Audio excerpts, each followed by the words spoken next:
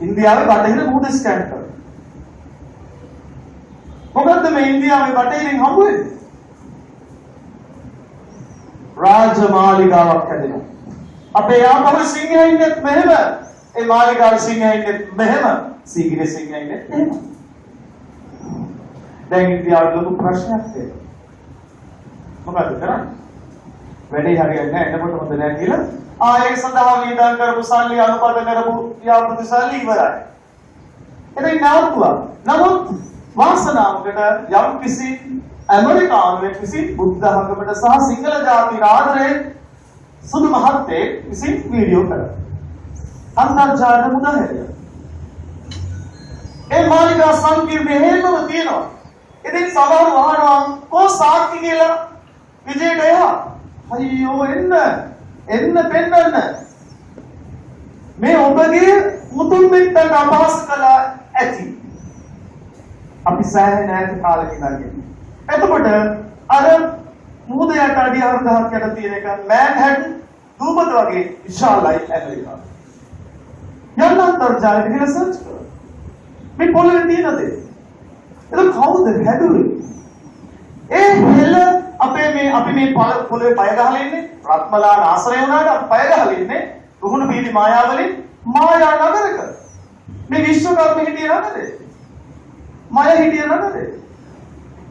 එතකොට ඒ සියලු ගොඩනැගිලි අපි කියනවා අපේ රටේ හැම අගලක්ම පුරාවිද්‍යාත්මක වටිනාකමකින් යුක්තයි. අපි ඉන්දියන් සාගරයෙන් එළියට යමු දූපත් මාංශ ගත්තෙන් එළියට ගිහිල්ලා බලමු. අපේ ලෝකේ හැම බින්ගලකම හැම රටකම අපේ මොනවද වටිනා දෙයක් ලැබෙමින් පවතිනවා කිසියම් වූ අදිස්ථානයක් නිසා. කොහෙන්ද? ඇමරිකාවට ගියා මායාවරුනි. ඊශ්‍රායලයේ ගොඩනැගෙන්නම අපෙන් ගිහිල්ලා. එතකොට පලස්තීන, එතකොට ඉරාන මේ අපේ පැත්තේ. නැගෙනහිර කොහෙද යන්න ඕනේ? කොහෙද? ජාවා, සුමාත්‍රා, පැපුවා නිව්ගිනියා, ඕන සිංගප්පූර, ජපාන මේ අපේ පැත්තේ. අවුදෙනුට අපේ පැත්තේ කඩතුරාවක් දාලා තියෙන්නේ. සූක්ෂම සට කපන විදියට අපේ දැඩි චින්තනය ශක්තිමත් සිංහල බෞද්ධයව රූපවාහිනිය හරහා සූක්ෂම ලෙස විනාශ කරමින් තිබේ. අපේ හාමුදුරනේ සමහර නාට්‍යවල සිවුර ආයුධයක් කරගෙන පෙන්නන අතරේ ඇතුලේ පෙන්නන පුස් හරයන් ඒවත් ඔලුවට යනවා. ළමයාට හොඳ නරක වෙන් කරන්න බෑ. ළමයාගේ උඩුහිත මලක් වගේ අහිංසකයි. එයාගේ යටිහිතට කඩාගෙන යනවා. ගිහිල්ලා පෙන්පල හිලවු ටික පෙන්නනවා ගහමරාගෙන ටික පෙන්නනවා. මේ රූපහාය තරම් මේ ලෝකේ ගොඩ ගන්න පුළුවන් තවත් දෙයක් නැහැ. තරම් බලවත් දෙයක් අද යොදා ගන්න කැත විදිහට. යාපනයේ විශ්වවිද්‍යාලයේ වෙනකොට පැය 100 වැඩ. යාපනයේ හින්දු විද්‍යාලේ වහන්නේ නැහැ. යාපනයේ හින්දු විද්‍යාලේ වහන්නේ නැහැ දොරවල්. යාපනයේ විශ්වවිද්‍යාලේ ඉන්න අය යාපනයේ හින්දු විද්‍යාලේ සහවට ඇවිල්ලා නොමිලේ උගන්වනවා විශ්වවිද්‍යාල දරුවන්ට වැදී වෙනකම් උගන්වනවා. සමහර දරුවෝ මෙහෙම පොඩ්ඩේ ගැට ගහ ගන්නවා ගෑන් ළමයි. ඇණයක් ගහ ගන්නවා පිටියට ඒ පිටියට ගහපු ඇනේ මේ පොඩ්ඩේ ගැට ගහ ගන්නවා. නින්ද යනකොට වැටෙන්නේ නැහැ. හැබැයි 10 දෙනෙක් පවුලේ ගත්තොත් 9 දෙනෙක් දොස්තරවරු අනිත් එක ඉංජිනේරයෙක්. අද තියෙන්නේ මුණ ගහ ගන්න යුද්ධ නෙමෙයි අධ්‍යාපනික යුද්ධේ. එතනදී අපේ දරුවෝ පොතර දෙන්නේ. බොරුවට පුම්බ ගත්ත චරිතයක් නෙමෙයි වැඩ ගත්තේ. බොරුවට පුම්බ ගත්ත ෆෝන් එකක් නෙමෙයි ස්මාර්ට් ෆෝන් නෙමෙයි ස්මාර්ට් ලයිෆ් වෙන්න ඕනේ ස්මාර්ට් තින්කින් වෙන්න ඕනේ. ස්මාර්ට් තින්කින් නැතුව ස්මාර්ට් ලයිෆ් වෙන්නේ නැහැ. එන අපි කොහොමද දහම් පාසල් දරුවෝ සූක්ෂම මෙතන ගත්තොත් එයාට සිද්ධ වෙනවා දහම් පාසල අනිවාර්යෙන් එන්න. ඒ දහම් පාසල අපි එතනට ගේනවා. දල්පාලක වන්දුවේ ගමෙන් එළියට ගිහිල්ලා විද්‍යාලයට පිටිවෙල දාන මුළු රටම විශ්වවිද්‍යාලයක් කළා. ඒ පොත්පත් ටික තිබ්බේ නැත්නම් ලොකු ප්‍රශ්නයක් වෙනවා. එහෙනම් මෙහෙ ආරම්භය ලැබිලා නැහැ. එහෙනම් මොන දහම් පාසලද අතිනම් අපිට පුළුවන් මේ දහම් පාසලේ මේ චින්තනය මොකද්ද? තමාගේ ගෙදර ගමේ හොඳම ගෙදර කරන්න. මොකද්ද ළමයින්ගෙන් ගන්න ප්‍රතිඥාව? මගේ ගෙදර තමයි ගමේ හොඳම ගෙදර. අපව බලමු. මගේ ගෙදර තමයි ගමේ හොඳම ගෙදර කරන්න. පුස්තකාලය පොන්චි පරීක්ෂණාගාර. ඊළඟට අවශ්‍ය වෙනවා. පාන්දර 4 නැගිටින දරුවෙක්. දෙමාපියන් දෙයියන්ට වගේ සලකන දරුවෙක්. අම්මා තාත්තා තමන් කාමරේට එනකොට පුටුවේ නැගිටලා ඇයි අම්මා කියලා කතා කරන්න පුළුවන් දරුවෙක්. අයි තාත්තා. දවසට අම්මා තාත්තා වැදලා ඉන්න පස්සේ මේ බෙල්ල බදාගෙන පපුව බදාගෙන තාත්තේ මට වැරදක් වුණා නම් සමා වෙන්න. අම්මේ මට වැරදක් වුණා නම් සමා වෙන්න. මං හෙට අදට වඩා හොඳට ගත කරනවා. අපිට පුළුවන් නේද පටක? දඟලන එක තමයි දක්ෂයා. අපිට නායකත්වයට හොඳම කෙනා තමයි මේ දඟලන කෙනා. එයාගේ ඇඟේ පුදුමාකාර ශක්තියක් ගොඩනගන එයාට අවස්ථාව නැහැ. සමහර දරුවෝ අවුරුදු 7 8 9 10 කතාව අඩුයි. හිතනවා සමහර ගානටවත් පුරුදු කරනවා මේ කතා කරන්න කියලා. අපේ කුඩාපොළ හාමුදුරන්ට වෙඩි දිනකොට ගොංගාලේ ගොඩ බණ්ඩාව නම කියපන් කොහෙද ඉන්නේ කියලා මේ සිවුරට වෙඩි වර්ෂාවක් එවද්දී කටේදී නෑ උන්වහන්සේ වදාළේ මොකද්ද? මට මගේ රජුගේ දැක්ම වටිනවා. මම පූජා කරනවා වටිනවා. අට ඇරියේ නෑ. ඊට පුරාණතු අන්තිමම කියනවා සමහර පොත්වල 6 දෙනෙක් කියනවා සමහර පොත්වල 3 දෙනෙක් කියනවා. එවැනි දරුවෝ 3 දෙනෙක් හෝ 6 දෙනෙක් කියනවා. තවත් හිටියා නම් කියලා. ඇයි අපි ඊට පුරාණතු දර්ශනය මත ඉගෙන ගන්නවොත් එන්නේ නැත්te උඩට. යුද හමුදාවේ වැඩිපුරම LTD ත්‍රස්තවාදී කරීම සටන් කළපු පළමු පෙළේ බෝම්බ බැඳගත්ත අය ඔක්කොම පන්ති කාමරේ දඟලපු අය. ඒ දරුවාට විශේෂ ශක්තියක් තියෙනවා. ඔයගලට අත්දැකීම් නැති ඔයාගේ පන්ති කාමරේ හිටපු දක්ෂතම දරුවා උනේ මොළදී වැඩ කරේ නැති දරුවා මොනවා ලැබිලාද? යුනිවර්සල් තීරණයක් ලැබිලා. unconditional love අසීමාන්තික සීමාමායින් නැති කොන්දේසි නැති ආදරය. දරුවව තුරුලට අරගෙන දරුවව ආදරේ කොළබත් ගාලා කතා කරපු දරුවෙක් මගහැර නැහැ ගුරුවරයෙක්ව. රණසිංහ ප්‍රේමදාස අවුරුදු 8ේදී සුචරිත දහම් පාසලේදී තමාගේ වාරේ ආපුවම සමිතියේදී හැමදාම තියෙන සමිතියේදී පැනලා කියනවා. දේශ බංකුවට හැංගිලා හිටියේ මේ අනාගත ජනාධිපතිවරයා. පලන්සුවේ පැතුමා මොකද කළේ? මේක බලන් හිටියා. දහම් පාසල් ඉවරයි. හැබැයි අර දේශයක් බංකුවට හැංගිලා හිටපු පුංචි ප්‍රේමදාස දරුවව ගෙනල්ලා කතාව පුරුදු කරනවා. පුතේ පැනලා යන්න එපා අපි ඔගේ බහර ගනිමු. කතාව පුරුදු කරනවා. මෙන්න සමිතිය හොඳම කතිකයා මේ පැනලා ගිය දරුවා වෙනවා. නැවත කියන්නේ මෙතන අවදිනකොට මෙතන අවදිනවා. අන්තිමට පැල්ලගේ දරුවා කවුද උනේ? රටේ ජනාධිපති. ඊට එහා තරතුරක් නැහැ. ඊට එහා තරතුරක් නැහැ. මේ අපි කියන්නේ ගිහින් වශයෙන්. එහෙනම් අපිට දන්නේ අපි ගාව ඉන්නේ අනාගත ජනාධිපතිවරිය නැත්නම් මේ රට බේරගන්න ඉන්න මහ වීරෙක්ද කියලා. අපි එයාම හදන්න ඕනේ. හැබැයි අපි මහා ලොකුට කියනවා බලන්නකෝ මේ බල්බේක හොයාගත්තේ තෝමස් අල්වා එඩිසන්ගේ අම්මා කරපු වීර ක්‍රියාව. ඉස්කෝලේ ලියවපු ලියුමේ තිබ්බේ දෙයක්. එක දෙයක්. හැබැයි අම්මා කියවන්නේ තව දෙයක්. ඉස්කෝලේ ලියපු ලියුම අරගෙන අම්මා කියනවා මේ දරුවා ඉදිරියේ උඹ මේ පාසලට සුදුසු නෑ. උඹ ගොඩාක් දක්ෂයි. මෙයාව වෙනත් පාසලකට යොමු කරන්න. කියලා දරුවා ඉදිරියේ කියලා ඉතිහාසය වෙනස් කළානේ බටහිර ඉතිහාසය. පේටන් බලපත්‍ර 1000කට වැඩි ගත්ත එකම විද්‍යාඥයා තෝමස් අල්වා එඩිසන්. එන අම්මා කෙනෙක්ගේ වචන මොන තරම් බලවත්ද? ඔබද අම්මා කෙනෙක්ගේ ඔබද තාත්තා කෙනෙක්ගේ. ඔබේ ආදරණීය වචන වලට අනාගතේ නිර්මාණය කරන්න පුළුවන්. අප සියල්ලෝටම තියෙන නිර්මාණාත්මක ගාමක බලය. ඒ නිර්මාණාත්මක ගාමක බලය සුදුසු අවස්ථාවේදී පාවිච්චි කළ යුතුයි. එතකොට තෝමස් අහනවා නේද අම්මේ මම තරම්ම දක්ෂද කියලා. ඔව් පුතේ ආ දක්ෂයි. ඊපස්සේ තෝමස් වැඩ කරන්නේ මහා දක්ෂෙක් විදිහට. ගිහිල්ලා එයාගේ කෝච්චියේ පුංචි පරීක්ෂණාගාර තියෙන්නේ. අපි ඔයගොල්ලන්ගේ ලෝ පරීක්ෂණාගාර තෝමස්ගේ තියෙන්නේ අමුතු 11 දරුවා. ඉස්කෝලේ යන්නේ තමන් තනියෙන් ඉගෙන ගන්න සෝල්සහය. හැබැයි එයාට කොහොම හරි මේ නැගෙනහිර පෙරදිග චින්තනය ඇතුළේලා තිබ්බ කවුරු හරි යනවා. ඒ කියන්නේ බාරගත්ත වැඩේ අවසාන ජයග්‍රහණය කරා යනවා. කෝච්චියේදී යම් කිසි රසායනික පිපිරීමක් වෙනවා. එයාට කෝච්චි පරීක්ෂණ කරන්න අවසර දීපු ගාර්ඩ්ව ප්‍රධාන ආරක්ෂකයම කණෙන් අල්ලලා කෝච්චි එළියට තල්ලු කළා. තෝමස් මේ ගෙදර යන්නේ පුංචි තෝමස් හන්දෑවේ තියෙන මේ සිද්ධිය මහා රාත්‍රිය වෙනවා පාන්දර වෙනවා. ඇයි එයා ගෙදර යන්නේ නැත්තේ? එයා එක්ක ගෙදර 11 දෙනෙක්ගේ කටවල් පුරවන්නේ තෝමස්. තාත්තාව හිරකාරයෙක් වශයෙන් අල්ලගෙන ඉවරයි නායකව ගන්න බැරුව. අම්මට අසනීපයි රැකියාවක් කරන්න බෑ. දරුවෙක් කරනවා. එතකොට පුංචි තෝමස් කෝච්චියේ පත්තර විකුණ ගෙදරත් හදනවා තමනුත් හැදෙනවා.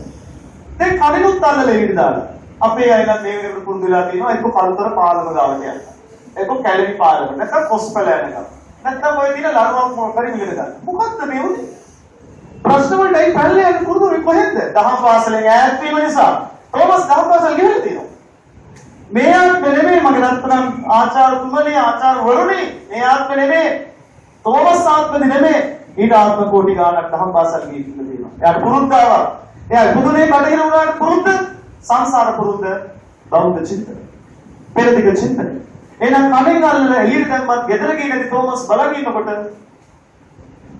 උදේ පාන්දර හිරුවෙලි වැටෙනකොට පුංචි දරුවෙක් ලොකු බෝලයක් එක්ක සෙල්ලම් කරමින් ඉන්නවා. ඒ වැටෙනවා රේල් පාර. ඒ පුංචි දරුවා යනවා බෝලේ ගන්න. වේගයෙන් කෝච්චියක් ඒ දෙසට එනවා. පුංචි තෝමස් කරන වැඩේ එක පාට පැනලා අර පුංචි දරුවව ඇදලා ගන්නවා. ඇදලා ගත්තේ ගමන් ඈත ඉඳන් මිනිස්සෙක් පුරවගෙන ඇවිල්ලා තෝමස් වැළඳගෙන යනවා. කවුද කෝච්චියෙන් එළියට ඇදලා දැම්ම ප්‍රධාන ආරක්ෂකයා. එයාගේ පුතා තමයි මේ බේරගත්තේ. අපිට දැඩි විශ්වාසයක් අපි සම්බන්ධයෙන් තියෙනවා නම් අපි අත්හරින්නේ නෑ මේක දිනුවා කියලා. කුංචි අවුරුදු 11 තෝමස්ත් අපිට පෙන්නලා තියෙනවා. අපේ ඉතිහාසයේ පුරාම තියෙන ඔය කතන්දර. ඔය ආදර්ශයන්නේ ඒවා කතන්දර නෙවෙයි ආදර්ශයන්. මොන දහම් පාසලේද මගේ සහෝදර සහෝදරියනි එක් උදේ වරේ හවස හරි 550 ජාතක කතාවක් අනිවාර්යෙන් කියලා දෙන්න යොදාගෙන තියෙන්නේ අපිට 550 ජාතක පොත් වහන්සේගේ මනෝවිද්‍යාවට එහා මනෝවිද්‍යාවක් නැහැ. සිග්මන්ඩ් ෆ්‍රොයිඩ් අංශු මාත්‍රයක් බිඳුවක් පමණයි. අපේ මහා මනෝවිද්‍යාඥයා බුදුරජාණන් වහන්සේ. එතකොට බුදුරජාණන් වහන්සේගේ දර්ශනය නම් අපිට හදලා යන පොත් ටික වෙන්න ඒගොල්ලන්ගේ දර්ශනය කියලා. ඇති නේද මේ? විහිළු සැපුණා සපයා ගත්ත ඇති නේද? ඒස ගෙදරට හරි කමන්නේ. ඉතල මම කියන්නේ මගේ දහම් පාසල් ගුරුවරයා ආදර්ශවත්ව දක්ෂ ලෙස නැගී සිටිනවා. තමාගේ ගෙදර දරුවන් මම හිතන්නේ අපි වාගේ ඉල්ලීමක් කරනවා. තමන්ට දරුවෝ ඉස්කෝලේ යන තමන්ට දරුවන් ඉන්නේ කවුද? තමන්ගේ දරුවන් ඉස්කෝලේ යනවා නම් කවුද ඉන්නේ අත උස්සන දෙන්න පුළුවන් කියන්නේ. අපි ඒගොල්ලන්ගේ පටන් ගන්නවා. අදම ගිහිල්ලා 550 ජාතක පොත් වහන්සේගේ පළවෙනි ජාතක කතා පොතෙම පටන් ගන්නවා. පළවෙනි ජාතකය. මොකක්ද?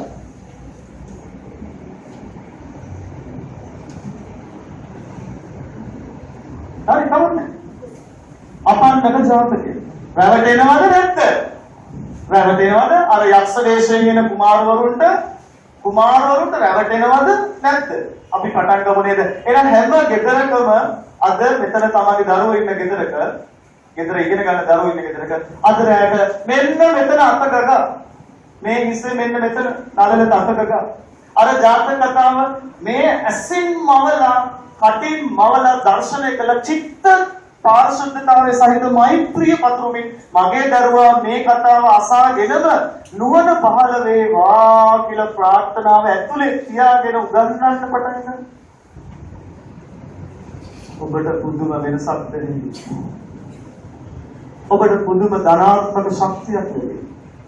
ඒ දරුවාගේ ජීවිතේ තීරණ ගන්න ගියාම එයා බලනවා මට එදා තාත්තා කියලා දුන්නා මේ මිනිස්සු එන්නේ එක එක ස්වරූපයෙන් මම රවටෙන්නේ නැහැ කියලා ප්‍රායෝගික වෙනවා සමාජයේදී. ඔය ප්‍රායෝගිකත්වයේ නැතුනේ 550 ජාතක වෙනුවට ටෙලිනාට්‍ය ජාතක ටිකක් ආවා. මේවට ඉඳ දුන්නේ නැති දහම් පාසල් ගුරුවරුන් වශයෙන් අපි හොඳ ඒවා තියෙනවා. ඒක ළමයට තේරුම් ගන්න අමාරුයි. ළමයා මානසිකව තාම වැඩෙනවා යා. එහෙනම් අපි වඩවන්න ඕනේ. ඇලතල පොඩ්ඩක් හරියන්නේ වැඩි දිහාවට. ඒක නිසා අපි ඒකත් එනම් අපි එකතු කරගමුද? ඊළඟට මගේ ආචාර්යවරුනි අපි යන්න ඕනේ. ඊටාම වැදගත් දේ තමයි සීලය, සමාධිය, ප්‍රඥාව. මේ ප්‍රඥාව පහළ වෙන්නේ යට සීලේ. අපේ ගෙදර විනය කොහොමද? දුව පුතා තාත්තා උඩින් කතා කරනවද? එක්තරා කතාවක්, පුංචි කතාවක් තියෙනවා. පුංචි එකක්. තාත්තයි පුතයි එක ළඟ බම්කේ වාඩිලා ඉන්නකොට ගේ කුරුල්ලෙක් එනවා. ගේ කුරුල්ල කවුද කියලා තාත්තා අහනවා පුතාගෙන්. පළවෙනි සැරේ අහමුදුනේ ඒ ගේ කුරුල්ලෙක් කියලා පුතා කියනවා. දෙවෙනි සැරේ තාත්තා අහනවා මොකක්ද ඒ කවුද? පුතාගේ අර අවදි වෙනවා දෙවියයි යක්ෂය අතර ගැටෙන්නේ අවදි වෙන්නේ යක්ෂයා. තාත්තේ තේරෙන්නේ නැද්ද? ඒ දී නාද කුරුල්ලේ ගේ කුරුල්ලේ ඔහොමයි කියන්නේ. තුන්වෙනි සැරේ තාත්තා අහනවා සහතික කරගන්නේ කුරුල්ල කවුද කියලා. එතකොට තමයි තුන්වෙනි ලෝක සටනට දීච සැබේ. තාත්තේ කියලා පටන්ගෙන කියන ඒවා කියන්න බෑනේ. තාත්තා යනවා අපේ හාමුදුරනේ ගේ කුරුල්ල. දීලා පොතක් දෙනවා. ඒ පොත දින පොත ඊට අවුරුදු 20ක දුරදී පුතාගේ තුන්වෙනි උපන්දිනේ දවසේ වෙච්ච සිද්ධිය. තාත්තා තුරුණු කරන් පුතාත් එක්ක යනවා උද්‍යානයට, ළමා උද්‍යානයට. කියලා සෙල්ලම් කරන්න පුතා. එදා දී කුරුල්ලෙක් එනවා, ගේ කුරුල්ලෙක් එනවා, කුරුල්ලෙක් එනවා. හැමතිස්සම දරුවා අහනවා අර කවුද? මගේ පුතේ මේ දී කුරුල්ලෙක්. පුතා බදාගෙන ඉබගෙන මේ දී කුරුල්ලෙක්. දෙවෙනි සැරේත් අහනවා. තාත්තා ඊටත් වැඩි සතුටු වෙනවා මේ ප්‍රශ්න කිරීම තමයි ඉගෙන ගැනීමේ ආරම්භය කියලා. තුන්වෙනි සැරේත් අහනවා. ඊටත් වඩා ආදරේ 10වෙනි සැරේත් අහනවා. 15 සැරේත් අහනවා. තාත්තා තවත් සතුටුයි. 21 වෙනි සැරේත් අහනවා. තාත්තේ අර කවුද අර මොකද්ද? ඒ ගේ කුරුල්ලෙක්. පුතා දැන් මේ ඩයරි තියෙන එක කියවන්නේ කොයි වගේ දෙනෙක් ඇතිවද?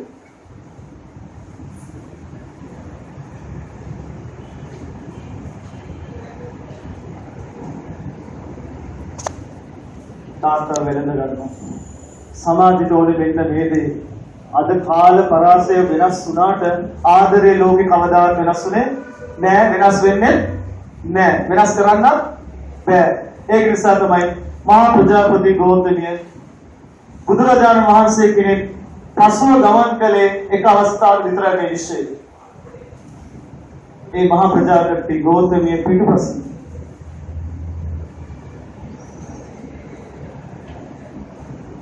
බුදුරජාණන් වහන්සේගේ මේ ආහාර වළඳන ඒ ස්ත්‍රී පාත්‍රා ධාතුවට තමයි ආදාහණයෙන් පස්සේ ප්‍රජාපති ගෞතමයන් වහන්සේගේ රහත් මෙහෙණියගේ ඒ ධාතු ගන්න.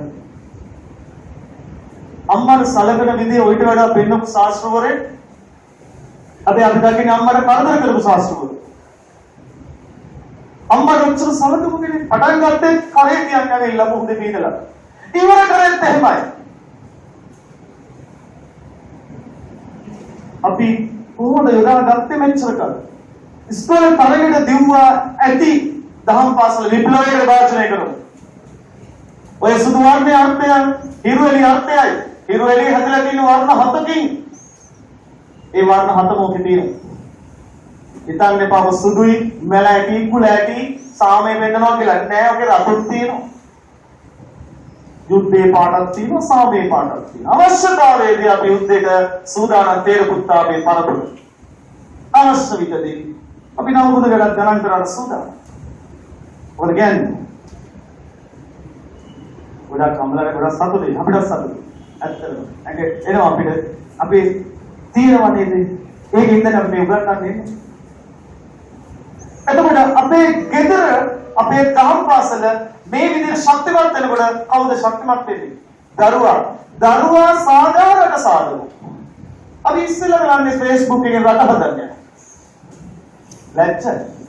ඒ Facebook එකේ රට හදන කෙනෙක් මෙතන නැහැ. ඒකට ඉන්න බෑ මේ වෙලාවෙත් කොට ඉන්න ඕනේ. ඇත්ති කෙටුවා.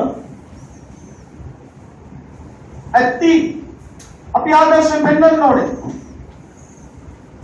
දහම් පාසලේ නායකයා ඔබ ගිහි නායකයා. ඒ ගිහිනායකයා තමාගේ පන්සලේ ඉන්නේ වෙන බුදුහාමුදුරුවෝද? නෑ. මිනිස්සුන් ඉන්න බුදුහාමුදුරුවෝ. එනගේ නායකත්වය අරගෙන පෙර ගමන් කළ යුතු කාලය ලස්සනට ඔබේ දෙපාර්තමේන්තුවට වලට ඇවිල්ලා. එහෙනම් අපි ඔබෙන් ඉවසනවා. එකෙල්ලේ විමසනවා. අදින් පස්සේ වාගේ දහම් පාසලේ නායකත්වය නායක මණ්ඩලයක් හිටියට ඔබ ආදර්ශයෙන් පෙන්විය යුතුයි. මහත්මා ගාන්ධි ගාවට පුංචි දරුවෙක් අරන් ආපුවා වෙච්ච සිද්ධිය ඔබ දන්නවා. මහත්මා ගාන්ධි පුංචි දරුවා අරන් ආවේ පැන් රස කන එක අම්මට නවත්තන්න ඕනේ හින්දා. අම්මට නවත්තන්න ඕනේ පුංචි දරුවා පැන් රස කන එක. මහත්මා ගාන්ධි මෙච්චර දාර්ශනිකයෙක් කියනවා. එන සතියේ ඉන්න. එන සතියේ ඉන්න. අර ගෑනු කෙනා බෑන යනවා. මේ මහලුක ලෝක පූජිතයලු. තමන්ගේ ළමයට උපදේශයක් දී ගන්න බැහැලු. පැන්රස කෑම කරන එක. කෝකටත් ඉතින් අම්මා අනිත් දවසේ යනවා. අම්මා අනිත් දවසේ ගිහිල්ලා කෝකටත් ඉතින් බලමුකෝ මෙයා මහා පූජිතයිනේ කියලා යනවා. ඊට පස්සේ මහත්මා ගාන්ධි අවශ්‍ය අවවාද ටික දෙනවා. ඇයි මේ පළවෙනි අවස්ථාවේ නුරුත් මහත්මා ගාන්ධිට පැන්රස කාපු කෙනෙක් ඉන්දියාවේ ඉඳලා නැහැ. මහත්මා ගාන්ධි අර සුමානව කළා තියෙන දුෂ්කරත්ව ක්‍රියා කරලා මොකද කළා තියෙන්නේ? එයාගේ පැන්රස කෑමේ පුරුද්ද නැති කරලා අවවාද දෙන්න පටන් ගත්තා. එහෙනම් අපි මොකද වෙන්න ඕනේ? අපි ගුරුවරු. අපි මේ ජාතියේ යම් වක්කීමක් ඉෂ්ට කරන අය මේ නායකත්වය මේ වික්ෂුන් වහන්සේලාගේ මේ අපේ කුඩු පුත්‍රයන් වහන්සේලාගේ නායකත්වය තුලින් ඒ යටහත් පහත් උන්වහන්සේලා හැමදාම මේ ජාතිය බේරගත්තා. මගේ අවසාන විනාඩි දෙකට එනවා. අපි අවසාන විනාඩි දෙකත් අපි ඊළඟ ඔයගොල්ලන් දහම් පාසලට ආවොත් මොකද්ද අපි බලන්නේ? අපි විනාඩි දෙකක වගේ නීති එකක් කළොත් අපිට ඒක නැවත දාන්න පුළුවන් වෙන්න ඕනේ. අපි පිටුරයක් ගත්තොත් පන්ති කාමරයක ඒක 10ක් යට තියෙන්නේ කොහෙද අදාළ නැහැ. ඉගෙන ගන්න කාට කොහෙද එකයි. ඒක බොරු කතා 10ක් යට තරම් ඉගෙන ගන්න පුළුවන් තවත් තාත් නැහැ. එහෙනම් පාසලේ ගොඩනැගිලි තෝනේ. නම් ඒ තෙමනකොට පොඩ්ඩක් වැලි මැටි වතුරෙන් ඈත් වෙච්ච හින්දානේ මේ ප්‍රශ්න. පොඩි එම්පිරිසාවක් බෝ වෙනවනේ. කොහොම ඇතුලේ ජීවන පද්ධතිය ක්‍රියාත් වෙන්නේ ප්‍රතිශක්ති පද්ධතිය. හදලා තියෙන්නේ කොහොමද? sensitive boy, sensitive girl. They are lovely. අපේ යුද්ධෙට ගිය මිනිස්සු fair and lovely කතා කියනවා. දසමහායක fair and lovely කියනවා. කාමන්තිස් රජු කළුයි කාපතිස් විහාර මහදේවි සුදුම සුදුයි මේ අම්මලා වගේ. බලන්න ලස්සනට ගැලපිලා දුදුගාමට සද්දාට ඉස්සලා ආවේ නැද්ද? ආවේ නැද්ද මේ වීඩියෝ? එහෙනම් පාට කොහොමද ලස්සන තියෙන්නේ? අපි ඔක්කොම තලේලු පාට සිංහල පොට. මේ පාට අපි ඔක්කොටම තියෙනවා. මේක ඇතුලේ තව රහස් 13000ක් තියෙනවා. තව ගණන් කරන්න බෑ. මොකද එක ආත්මේ අපි ඉඳලා තියෙන ප්‍රමාණය අපි මේ වගේ මේ රත්මලානේ මේ ඉදි රැස්වීමදී මම මෙතන ඔබ එතන මමත් ඔය අතන ඉඳලා තියෙන වාර ගන්න 13000ක් ඔබ මෙතන ඇවිල්ලා කතා කරමු වාර ගන්න 13000 ඔයාලට බලන්න මොකද්ද අවස්ථාව කියලා මේ බුද්ධ දර්ශනය. එතකොට අපිට ඒ ශක්තිය තියෙනවා අපිට මේ ආත්මේ පළවෙනියට මේ නටන නාටකම නෙමෙයි මේක හොඳ තොවිල මොන තොවිලක් අපි තොවිල කිව්වොත් බයයි. අපි හිතන්නේ අරිට වෙන්නකෝ අපිට කරපු රාජසිංහ රජුලාට කරපු තොවිලේ කියලා. නෑ අංගම් මිලංගම් මායංගම් වල අදට බලය තියෙනවා. ආටනාටි සූත්‍රේ නම් 40ක් තියෙනවා යක්ෂ සේනාධිපතිගේ. අපි අපේ යක්කුන්ට බය වෙන්න කවුද මේ ක්‍රමේ මැවුවේ හැදුවේ? පරිස්සම් වෙමු අපි. නව චින්තනය හොගමු. පෘථුවිය සූර්යයා වට යනවා කිව්වට ගැලීලියෝ දඟගේ දාලා කළුවර කාමරේ දාලා හිර කළා මරලා දැම්ම වසකෝපේ බොන්න කියලා. වසකෝපේ බොන ගමන් ගැලීලියෝ ගෙල්ල කිව්වා මම වසකෝපේ බිව්වට පුතිය සූර්යයා වට යන ගමන් නවතින්නේ නෑ. සත්‍ය වහන්නේ. එහෙනම් ලෝකෙට සමාජයට පළමු ඇත්ත කතා කරන මිනිසා නිතරම වෙඩි කනවා. එක්ක ගල් වලින් සංග්‍රහ ලබනවා.